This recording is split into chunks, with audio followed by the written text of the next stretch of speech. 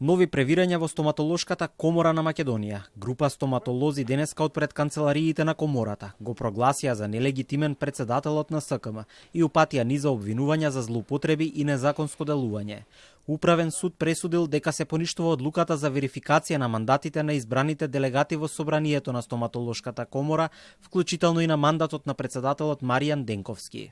Го повикуваме нелегалниот председател Маријан Денковски да престане да ги злоупотребува ресурсите со кои располага стоматолошката комора и кои припаѓаат на сите стоматолози, како и да престане со незаконитите дејанија, а пак институциите да системот да ги своите действија да продолжат да ги спроведуваат. Министерството за здравство продолжи да ги врши своите надлежности со цел непречено да се одвива процесот за новите избори.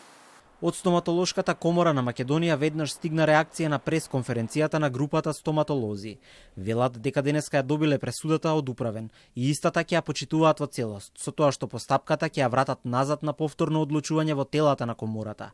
Но од СКМ тврдат дека ова е обид за преземање на власта во комората.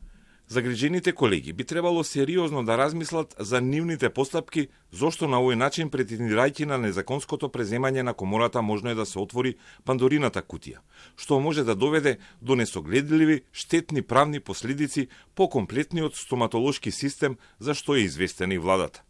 До избор на нов председател, претходниот председател најмногу година дена или до избор на нов председател ја врши функцијата.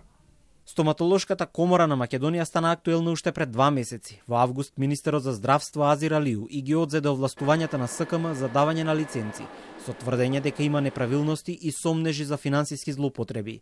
Од здравство тогаш доставија документација до обвинителството за тој случај.